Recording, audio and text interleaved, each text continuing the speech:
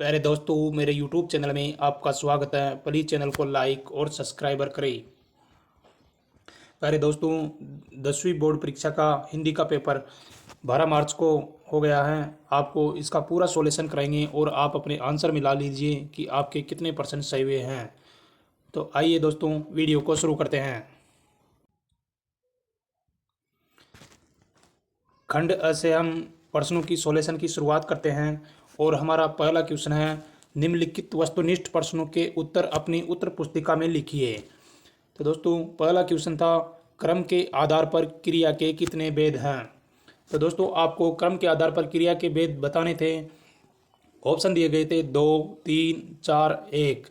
तो इसका right answer था दोस्तों 2। ऑप्शन अ सही था। क्रम के आधार पर क्रिया के दो भेद होते हैं। नेक्स्ट,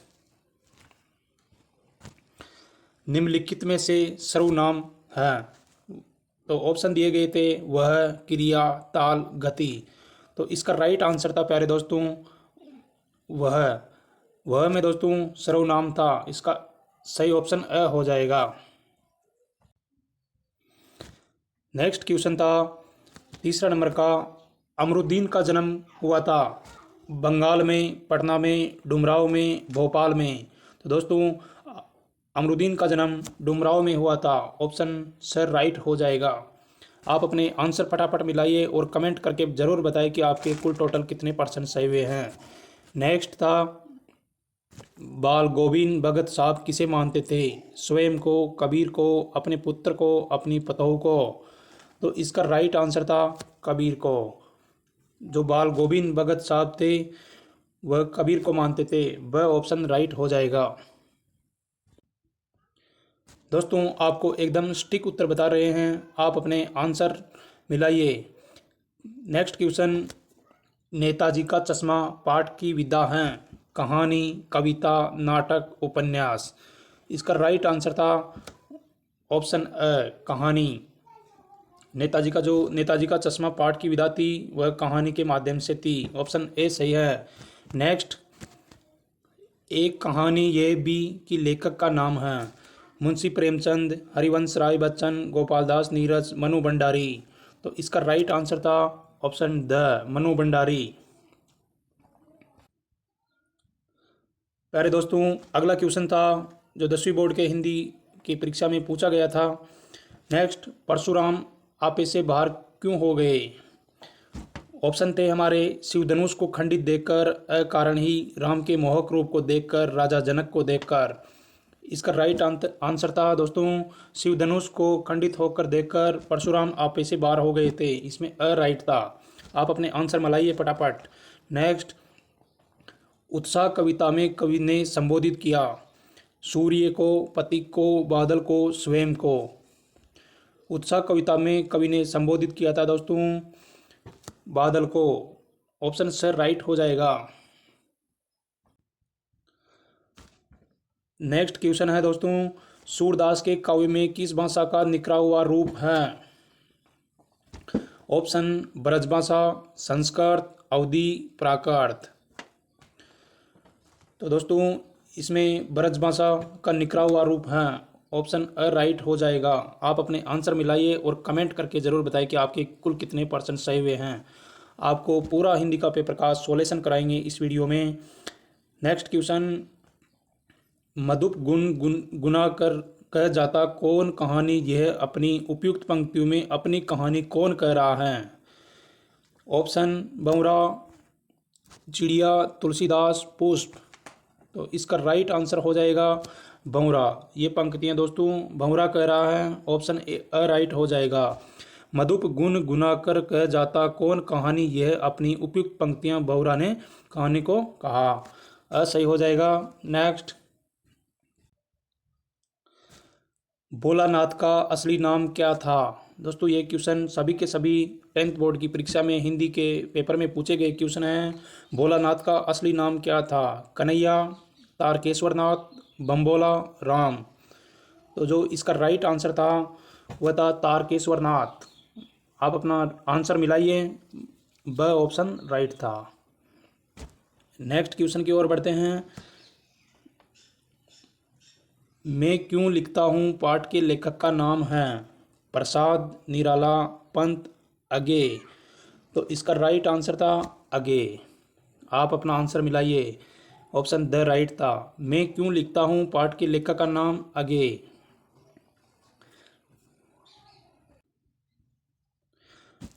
हम दूसरे स्टेप में आ जाते हैं। यहाँ पर हमको रिक्त स्थानों की पूर्ति करनी थी दोस्तों। तो आइए, आपने रिक्त स्थानों में क्या क्या भरे और हम आपको सही आंसर बताते हैं और अपने आंसर आप मिला लीजिए। पहला क्वेश्चन था स्वर संधि यहाँ रिक्त स्थान था प्रकार की होती है। तो प्यारे मित्रों, स्वर संधि 5 प्रकार की होती हैं। यहाँ 5 ऑप्शन में राइट आंसर था। आप अपने आंसर मिला लीजिए। नेक्स्ट क्वेश्चन था यथाशक्ति शब्द में समास है। दूसरे नंबर का क्वेश्चन था। तो दोस्तों, यथाशक्ति शब्द में समास अव्ययीभाव समास था। अव्ययीभाव समास था, इस जगह अव्ययीभाव समास आएगा।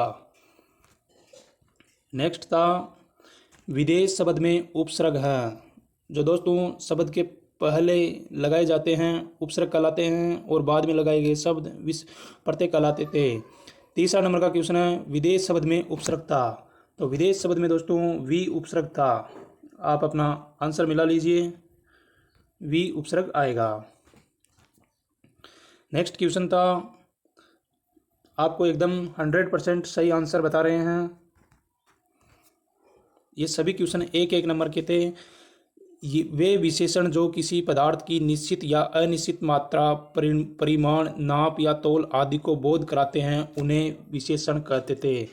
तो दोस्तों रिक्त स्थान में आएगा परिमाण विशेषण। तो आप ये वाला शब्द यहाँ पे आएगा परिमाण विशेषण। आप अपना आंसर मिलाइए। आपने यहाँ पे क्या भरा था कमेंट करके ज़रूर बताइए। नेक्स्ट क्वेश्चन, किसी भाव, अवस्था, गुण अथवा दशा के नाम को संज्ञा कहते हैं। तो दोस्तों आपको यहाँ रिक्त स्थान में भरना था। आपने क्या भरा कमेंट करके बताइए। और इसमें आंसर आएगा दोस्तों अविभाववाचक संज्ञा कहते हैं। भाववाचक संज्ञा कहते हैं। यहाँ रिक्त स्थान में भाववाचक संज्ञा आएगा। 5वां क्वेश्चन में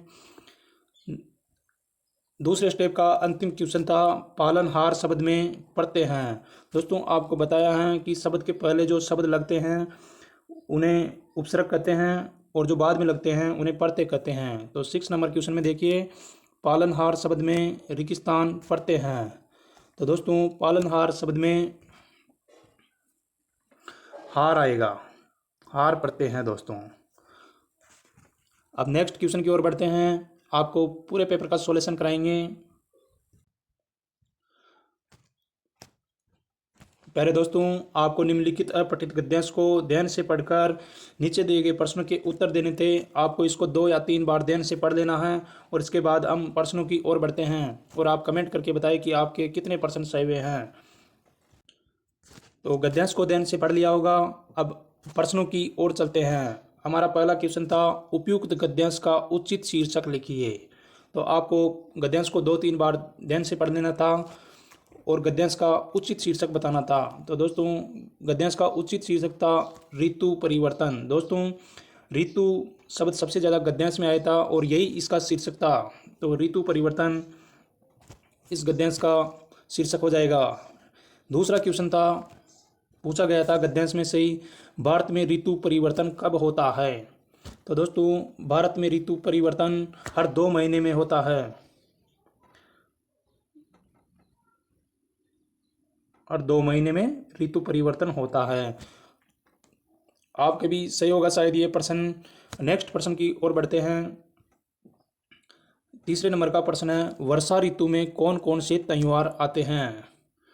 तो तीसरे नंबर का आंसर आपको कमेंट नहीं, इसमें से गद्यांश में से बताना था। पहले दोस्तों तो वर्षा ऋतु में तीज, नागपंचमी, रक्षाबंधन के त्यौहार खूब धूमधाम से मनाए जाते थे। इसी का आंसर ये था दोस्तों। आपको यहाँ से ये आंसर लिखना था। ये सभी के सभी गद्यांश के में से ही पूछे गए प्रश्न हैं और गद्यांश में इनके आंसर थे। तो इसका आंसर ये हो जाएगा वर्षा ऋतु में तीज, नागपंचमी और रक्षाबंधन के त्यौहार खूब धूमधाम से मनाए जाते हैं। नेक्स्ट क्वेश्चन दोस्तों, ये सभी क्वेश्चन 1-1 नंबर के थे। नेक्स्ट रक्षाबंधन का त्यौहार किसका प्रतीक है? तो दोस्तों रक्षाबंधन भाई बहन के अटूट प्रेम का प्रतीक है। आपको यहाँ से ही आंसर मिल गया था। दोस्तों जो रक्षाबंधन है वह भाई बहन के अटूट प्रेम का एक प्रतीक माना जाता है। नेक्स्ट क्वेश्चन की ओर बढ़ते हैं। तीज का त्यौहार क्यों मनाया जाता है? तो तीज का त्यौहार दोस्तों, जो तीज का त्यौहार मनाया जाता है, पहले दोस्तों वे सुख सौभाग्य की कामना करते हुए ये त्यौहार मनाया जाता है। आपको उत्तर यहीं पर मिल जाएगा इस प्रश्न का भी। दोस्तों वीडियो अगर देख रहे हो तो प्लीज़ मेरे को लाइक और सब्सक्राइबर जरूर करें मेरे चैनल को। प्यारे दोस्तों आपके लिए और 10वीं के पेपरों के हल लाते रहेंगे। नेक्स्ट क्वेश्चन, दुर्भाग्य शब्द का विपरीतार्थ शब्द गद्यांश में से छांट कर बताना था। प्यारे दोस्तों तो जो विलोम शब्द बताना था, दुर्भाग्य का विलोम शब्द बताना था। तो प्यारे दोस्तों दुर्भाग्य का विलोम शब्द हो जाएगा, यहाँ पर देखिए, सौभाग्य। दुर्भाग्य का विलोम सौभाग्य हो जाएगा, तो ये राइट हो जाएगा दोस्तों। और आप कमेंट करके बताइए कि आपके कुल टोटल कितने % सही हुए हैं।